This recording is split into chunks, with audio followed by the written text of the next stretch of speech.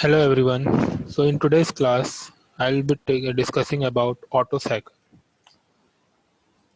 So Otto cycle is our second air standard cycle. In last class, we have studied about Carnot cycle. That is the most efficient cycle that we have seen. Next is Otto cycle. This is second air standard cycle. It is used in SI engine, spark ignition engine, or petrol engine. It is discovered at the year 1876. So this Otto cycle is also called constant volume heat addition cycle, and which forms the basics for the working of spark ignition engine. So let's see the various process associated with Otto cycle. So here you can see that this is a PV plot of Otto cycle and this is the TS plot of Otto cycle. From here it has been seen that when the piston is at bottom dead center, 1 to 2 is compression stroke, 2 to 3 is constant volume heat addition, 3 to 4 is expansion or power stroke, and 4 to 1 is constant volume heat rejection. So here one more process will be there, 0 to 1, which is a horizontal line parallel to the x-axis, 0 to 1, which shows the suction and exhaust stroke. So they nullify each other. So we are not talking about the suction and exhaust stroke. We are starting our cycle analysis from compression stroke. So after completing the suction stroke, piston is at the bottom dead center. So it has the maximum value, which is equal to V1 maximum value. After that, it starts compressing the suction charge. So the charge that has been intaked in suction stroke, it has been compressed from process 1 to 2. This compression is isentropic compression, where the entropy of the system remains constant. It can be seen in TS plot as well, where with the vertical line as entropy is constant, so that the entropy at point 1 and entropy at point 2 will remain same, that is S1 equal to S2. After the completion of compression, it has been assumed that sparking occur and the complete heat addition, means fuel burning process of fuel and heat addition, occur at constant volume when the piston is at top dead center, and that process is called 2 to 3, where pressure and temperature increases enormously. Again, from TS plot, it is seen by a curve 2 to 3 at constant volume heat addition Q in is taking place. After that, the energy produced by the fuel, it forces the piston in the downward direction, where power stroke is obtained 3 to 4. Again, it is an isentropic expansion process where entropy remains constant, can be seen from TS plot 3 to 4 vertical line, and we get work output in this stroke. After that, there will be a heat reaction from 4 to 1. The energy available inside the chamber after completing work will be released, will be rejected from the combustion chamber, and it is from again at constant volume, where piston is at bottom dead center from 4 to 1. After that, exhaust stroke will be occur.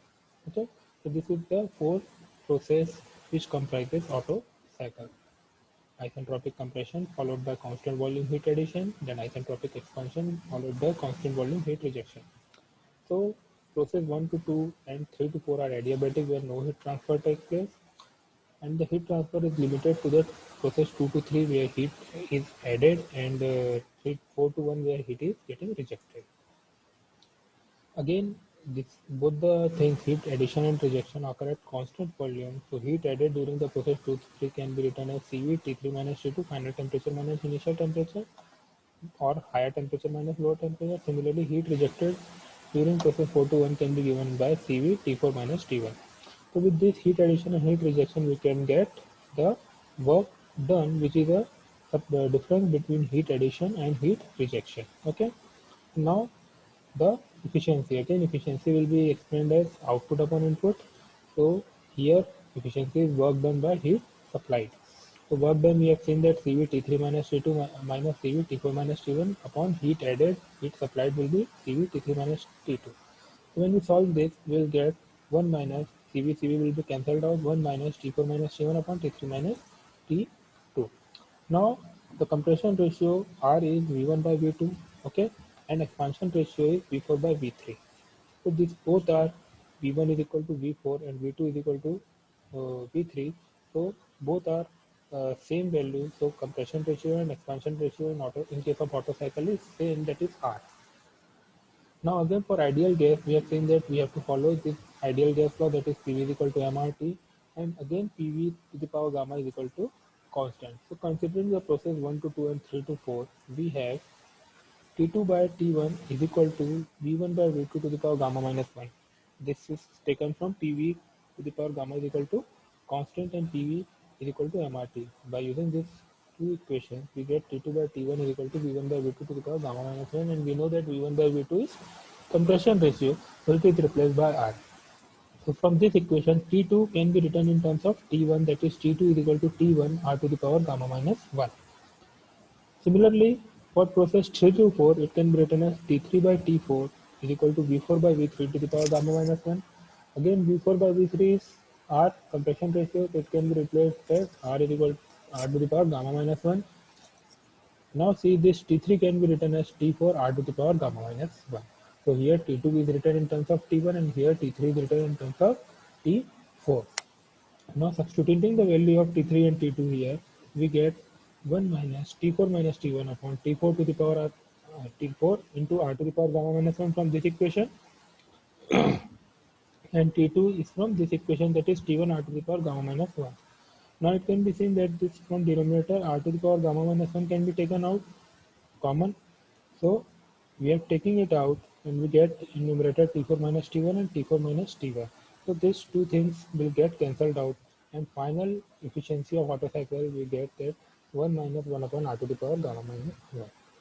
So from this equation it can be seen that the efficiency of the Otto cycle is a function of compression ratio only. R is the compression ratio, gamma is a constant quantity for ideal gas. So compression ratio plays a major role, or the only thing on which the efficiency of the cycle depends. As the compression ratio increases, this denominator part will increase, and when the denominator part will increase, the overall part will decrease, and with decrease in this overall part, efficiency will increase. So with increase in compression ratio, efficiency of the cycle increases proportionally. Okay, so this is the derivation of Otto cycle, efficiency of Otto cycle, and we have seen the working of various process associated in Otto cycle and its efficiency. The derivation is important. You might get few numericals as well from these equations, or derivation can come in your exam. So this is all for today's class. In next class, we will see about diesel cycle, that will be the working of CI engine. Thank you.